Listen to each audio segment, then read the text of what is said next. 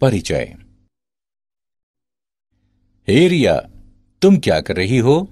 मैं वाक्य बना रही हूँ। ठीक है।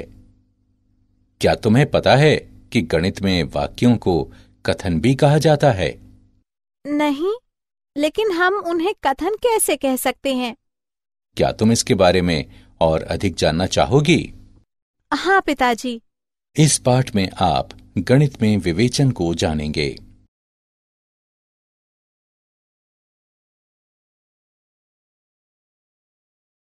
उद्देश्य। इस पाठ के अंत में आप निम्न करने में सक्षम हो जाएंगे: आगमनात्मक और निगमनात्मक विवेचन में भेद करना, कथन को बताना, पूर्व कथनों से नए कथन बनाना, अंतर्भावों पर चर्चा करना, कथनों की वैधता प्रमाणित करना।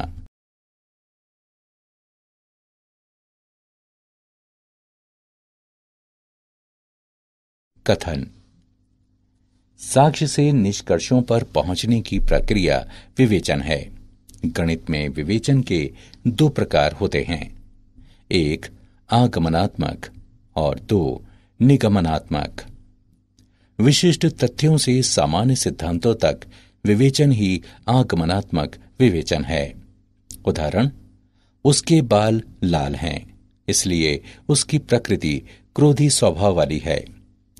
निगमनात्मक विवेचन वह विवेचन होता है जिसमें आगत प्रस्ताव की सत्यता तार्किक रूप से निर्गत प्रस्ताव की सत्यता की प्रतिभू होती है।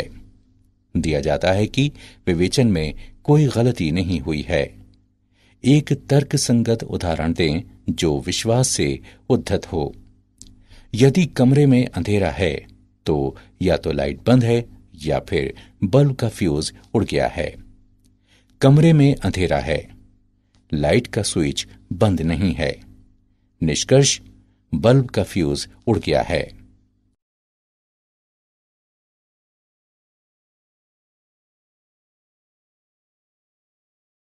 कथन। निम्नलिखित दो वाक्यों पर विचार करें। भारत के पहले सिख प्रधानमंत्री डॉक्टर मनमोहन सिंह हैं। एक शिशु का वजन मां के वजन से कम होता है। हम तुरंत कह सकते हैं कि उपरोक्त कथन सही है और उनके संबंध में कोई भ्रांति नहीं है। वाक्य पर विचार करें। 3 धन 7 11 होता है। यह वाक्य असत्य है। एक और वाक्य पर विचार करें। पुरुष महिलाओं से अधिक बुद्धिमान होते हैं। कुछ लोग सोचते हैं कि यह सत्य है, जबकि कुछ का मानना है कि यह असत्य है। अब हम गणितीय कथन को परिभाषित करते हैं। कोई वाक्य तब एक गणितीय कथन कहलाता है जब ये या तो सत्य हो या फिर असत्य, लेकिन दोनों ना हो। कथनों को सामान्यतः वर्णमाला के छोटे अक्षरों P, Q, R आदि से निरूपित किया जाता है। इस प्रकार कथन सूर्य बहुत गर्म है, इसको इस प्रकार निरूपित करते हैं: P सूर्य बहुत गर्म है। कुछ महत्वपूर्ण बिंदु। व्याकरण स्थितियों वाले वाक्यों और क्रमित कथन को कथन नहीं माना जाता है। ऐसे वाक्य जिनमें अनिश्चित समय का प्रयोग हो, जैसे कल, बीता हुआ, आज, कल, आने वाला, इसको कथन नहीं माना जाता है।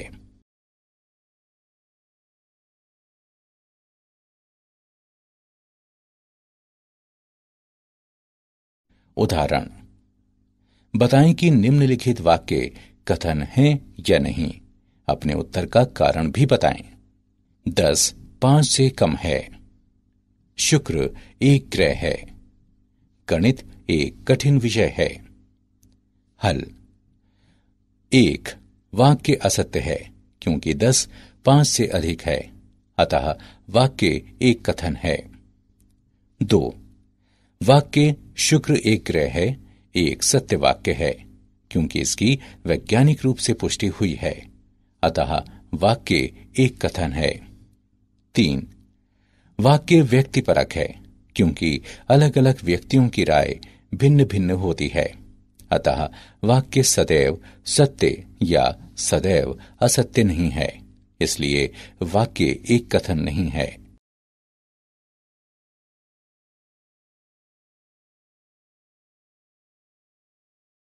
पूर्व ज्ञात कथनों से नए कथन बनाना। किसी कथन का निषेधन। मान लें कि पी कोई कथन है, तब पी को नकारता हुआ कथन पी का निषेधन कहलाता है।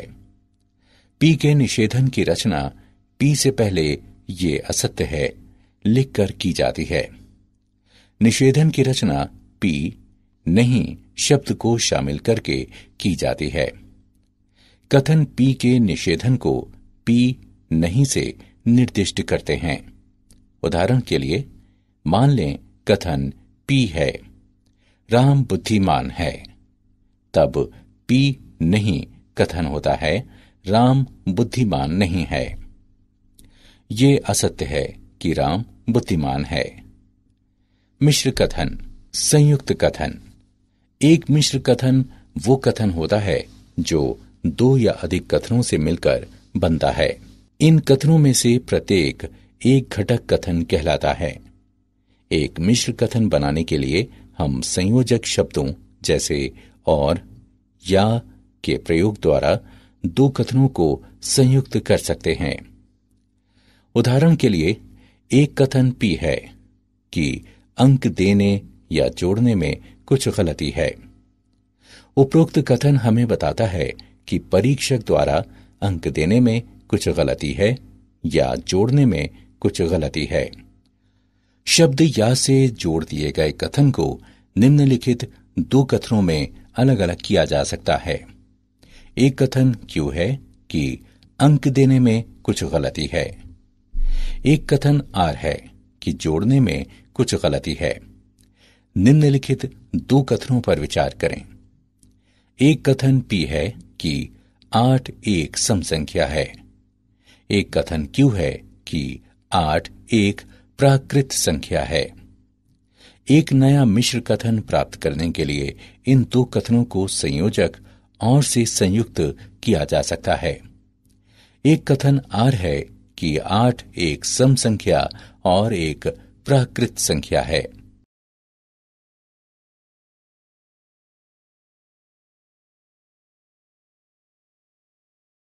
उदाहरण। निम्नलिखित मिश्र कथनों के घटक कथन ज्ञात करें। संख्या 3 अभाज्य है या ये विषम है। चंडीगढ़ हरियाणा और पंजाब की राजधानी है। हल दिया है संख्या 3 अभाज्य है या ये विषम है। इसके घटक कथन हैं। एक कथन पी है कि संख्या 3 अभाज्य है। एक कथन क्यू है कि संख्या 3 विषम है। पी क्यू या द्वारा जुड़े हैं। चंडीगढ़ हरियाणा और पंजाब की राजधानी है। इसके घटक कथन हैं। एक कथन पी है कि चंडीगढ़ हरियाणा की राजधानी है। एक कथन क्यू है कि चंडीगढ़ पंजाब की राजधानी है। पी क्यू और से जुड़े हैं।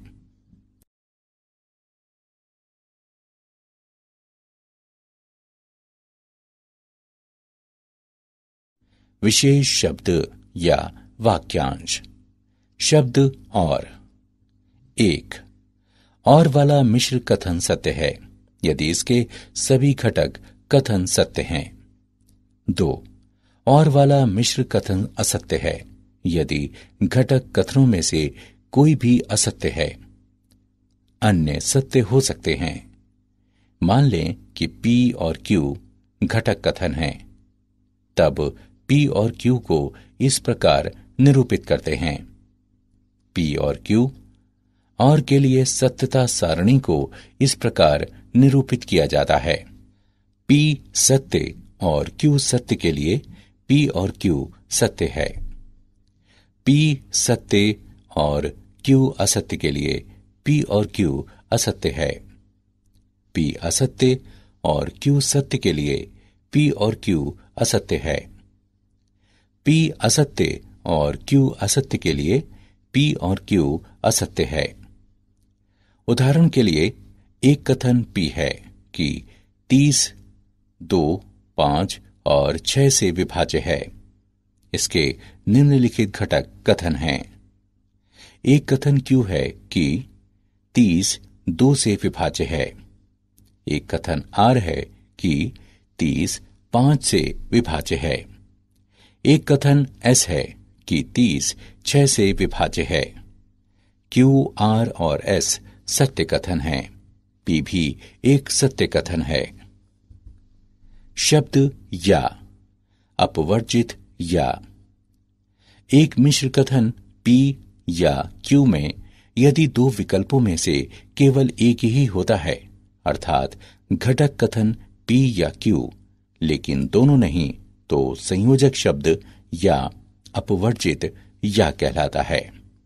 उदाहरण के लिए एक कथन P है कि 2 पिज्जा के साथ एक कोल्ड कॉफी या एक कोल्ड ड्रिंक मुफ्त उपलब्ध है।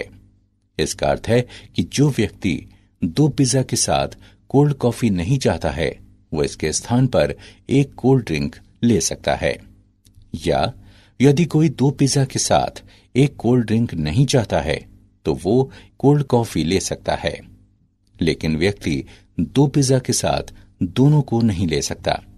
ये शब्द या का अपवर्जित प्रयोग कहलाता है। अंतर्विष्ट या। एक मिश्र कथन P या Q में यदि दो विकल्पों में से कम कोई एक होता है, अर्थात घटक कथन P या Q या दोनों होते हैं, तो संयोजक शब्द या अंतर्विष्ट या कहलाता है। उदाहरण के लिए एक कथन Q है कि एक छात्र जिसने इंटर में व्यावसायिक अध्ययन या गणित विषय लिया हो, बीकॉम पाठ्यक्रम के लिए आवेदन कर सकता है।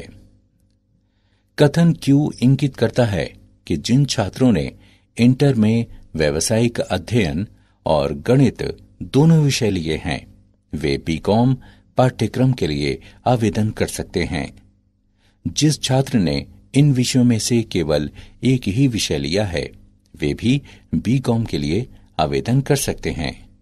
ये शब्द या का अंतर्विष्ट प्रयोग कहलाता है। या वाले मिश्र कथनों के लिए नियम। 1. या वाला कोई मिश्र कथन सत्य होता है जब एक घटक कथन सत्य हो या दोनों घटक कथन सत्य हों। 2. या वाला कोई मिश्र कथन असत्य होता है जब दोनों घटक कथन असत्य हों। मान लें कि P और Q घटक कथन हैं, तो P या Q को इस प्रकार निरूपित किया जाता है। P या Q के लिए सत्यता सारणी को इस प्रकार निरूपित करते हैं। P सत्य और Q सत्य के लिए P या Q सत्य है। P सत्य और Q असत्य के लिए P या Q सत्य है। P असत्य और Q सत्य के लिए P या Q सत्य है। P असत्य और Q असत्य के लिए P या Q असत्य है। परिमाणवाचक वाक्यांश। 2 परिमाणवाचक वाक्यांश हैं। 1. एक ऐसे का अस्तित्व है। 2. सभी के लिए, प्रत्येक के लिए। उदाहरण के लिए एक कथन है कि एक ऐसे वृत्त का अस्तित्व है जिसकी त्रिज्या 1 इकाई है। इसका अर्थ है कि कम से कम एक ऐसा वृत्त है जिसकी त्रिज्या 1 इकाई है।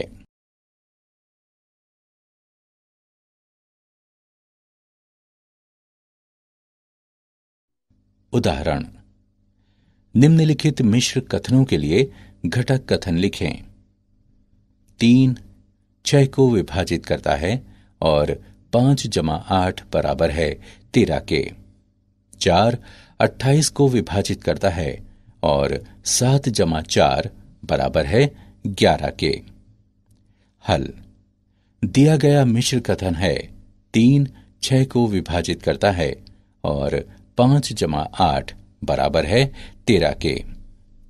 घटक कथन है P 3 6 को विभाजित करता है, Q 5 जमा 8 बराबर 13। P सत्य है और Q भी सत्य है, अतः P और Q सत्य है। दिया गया कथन है 4 28 को विभाजित करता है और 7 जमा 4 बराबर 11। घटक कथन है P 4 28 को विभाजित करता है, Q 7 जमा 4 बराबर 11।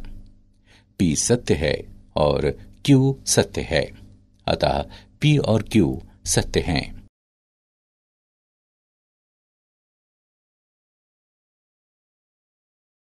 उदाहरण, निम्नलिखित कथनों में से प्रत्येक में अंतर्विष्टि या अपवर्जित या शब्दों के प्रयोग का पता लगाएं। अपने उत्तर को कारण सहित बताएं। 1. दुकान बंद होती है जब परिवार में कोई कार्यक्रम होता है या कोई बंद करने का दिन हो। 2.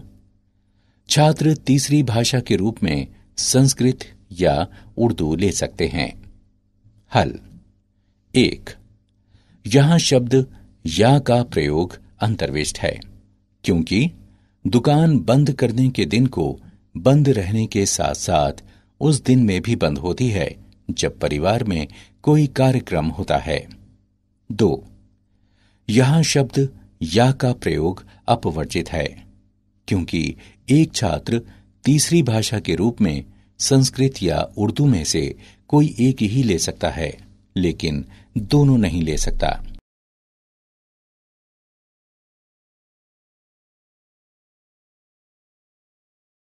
अंतर्भाव। हम अंतर्भाव यदि तो, केवल यदि और केवल यदि पर चर्चा करेंगे। वाक्यांश तो यदि से जुड़े दो कथनों से जो एक कथन बनता है उसे अंतर्भाव कहते हैं। उदाहरण के लिए, यदि बाजार में अधिक आम आते हैं तो उनके मूल्यों में कमी आएगी। यदि P तो Q निम्नलिखित कथनों के समान हैं। 1. यदि P तो Q का अर्थ है कि P अंतर्भाव Q, इसे P अंतर्भाव Q से निर्दिष्ट करते हैं। इस प्रकार यदि कोई संख्या 10 की एक गुणज है तो वो 5 की भी गुणज है। 2. P पर्याप्त प्रतिबंध है Q के लिए। उदाहरण के लिए, यह ज्ञात होना कि कोई संख्या 8 की गुणज है पर्याप्त है यह निष्कर्ष निकालने के लिए कि वो संख्या 4 की भी गुणज है। 3. P केवल यदि Q, इसका अर्थ हुआ कि कोई संख्या 8 की गुणज है केवल यदि वो संख्या 4 की भी गुणज है। 4. Q अनिवार्य प्रतिबंध है P के लिए। इसका अर्थ है कि जब कोई संख्या 8 की गुणज है तो वो संख्या अनिवार्य रूप से 4 की भी गुणज है। 5. निषेधन Q अंतर्भाव निषेधन P। इसका अर्थ हुआ कि जब कोई संख्या 4 की गुणज नहीं है तो वो 8 की भी गुणज नहीं है।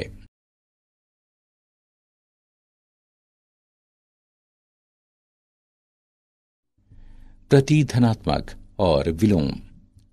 दिए गए कथनों से बने ऐसे नए कथन जिनमें वाक्यांश यदि तो का प्रयोग हो प्रतिधनात्मक और विलोम कहलाते हैं। उदाहरण के लिए, निम्नलिखित यदि तो वाले कथन पर विचार करें।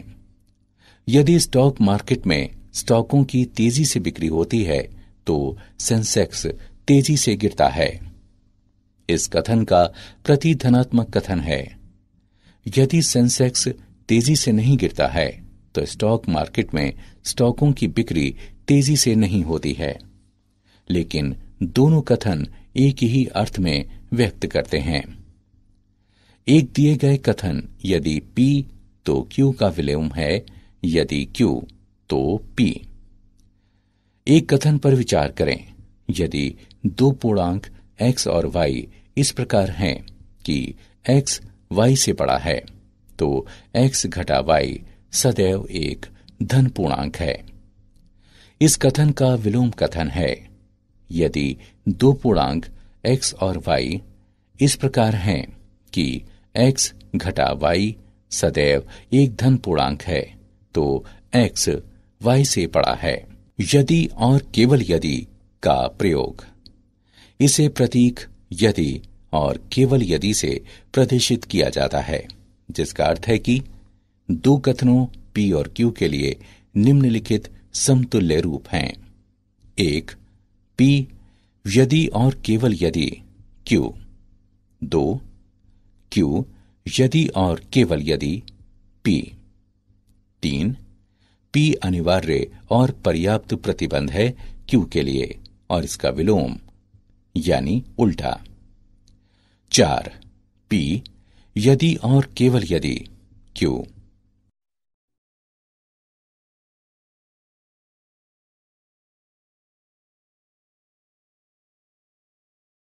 उदाहरण, दिए गए कथन के लिए प्रतिधनात्मक कथन लिखें। यदि एक चतुर्भुज सम हो तो ये वर्ग होता है। हल दिया है, यदि एक चतुर्भुज सम हो तो ये एक वर्ग होता है। प्रतिधनात्मक कथन है।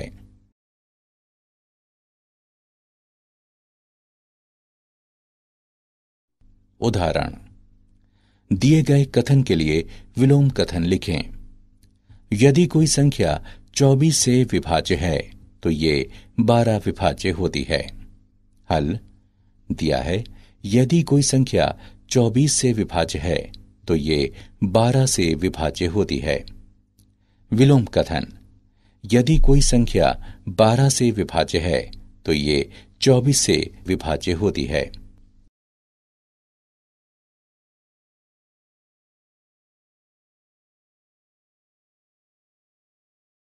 उदाहरण, यदि और केवल यदि का प्रयोग करते हुए दिए गए कथनों को संयुक्त करें। एक कथन P है कि किसी चतुर्भुज की सम्मुख भुजाओं का एक युग्म समांतर और बराबर हो तो ये एक समांतर चतुर्भुज होता है। एक कथन Q है कि यदि कोई चतुर्भुज एक समांतर चतुर्भुज हो तो इसकी सम्मुख भुजाओं का एक युग्म समांतर और बराबर होता है। हल दिया है, एक कथन P है कि किसी चतुर्भुज की सम्मुख भुजाओं का एक युग्म समांतर और बराबर हो तो ये एक समांतर चतुर्भुज होता है।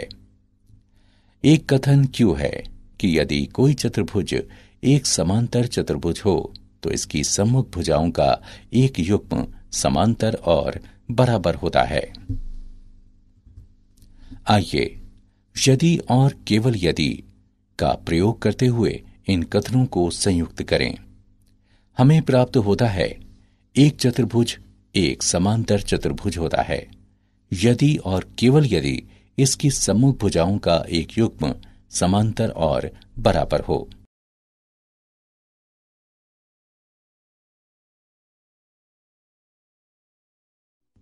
कथनों की वैधता को प्रमाणित करना। नियम 1, और से प्रयुक्त कथन।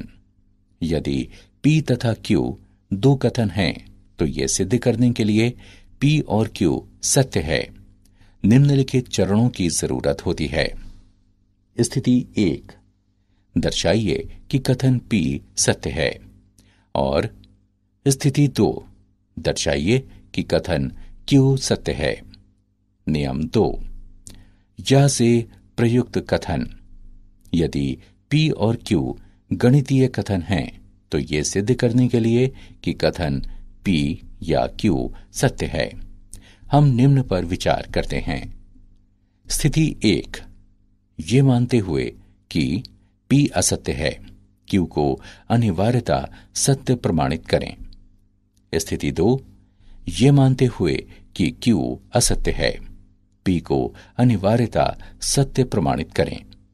नियम 3, यदि तो से प्रयुक्त कथन। यदि P तो क्यू को सिद्ध करने के लिए दिखाएं कि निम्नलिखित में से कोई एक सत्य है।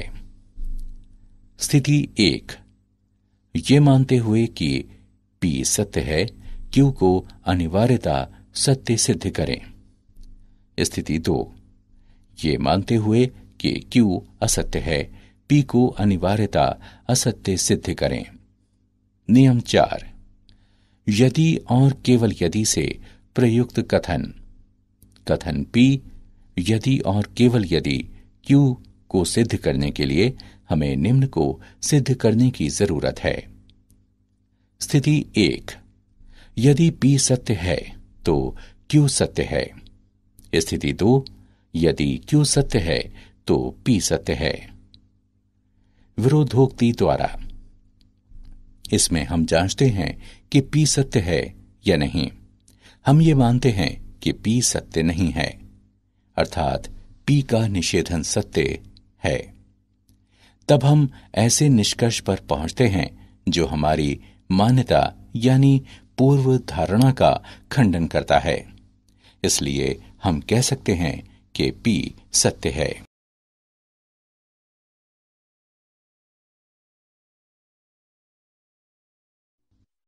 क्या आप जानते हैं, अरस्तु ने निगमनात्मक विवेचन में महान योगदान दिया। जर्मन गणितज्ञ G.W. लिबनिज ने निगमनात्मक विवेचन में प्रतीकों के प्रयोग की अवधारणा का विकास किया।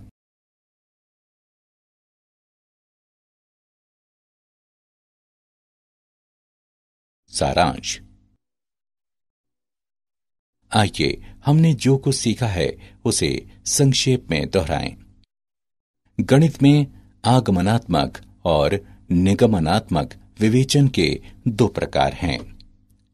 मान लें कि P कोई कथन है, तब P को नकारता हुआ कथन P का निषेधन कहलाता है। एक मिश्र कथन बनाने के लिए हम संयोजक शब्दों जैसे और या के प्रयोग द्वारा दो कथनों को संयुक्त कर सकते हैं। मान लें P या Q कथन है। यदि दो विकल्पों में से केवल एक ही होता है, अर्थात घटक कथन P या Q, लेकिन दोनों नहीं, तो संयोजक शब्द या अपवर्जित या कहलाता है। मान लें P या Q कथन है। यदि दो विकल्पों में से कम कोई एक होता है, अर्थात घटक कथन P या Q या दोनों होते हैं, तो संयोजक शब्द या अंतर्विष्ट या कहलाता है।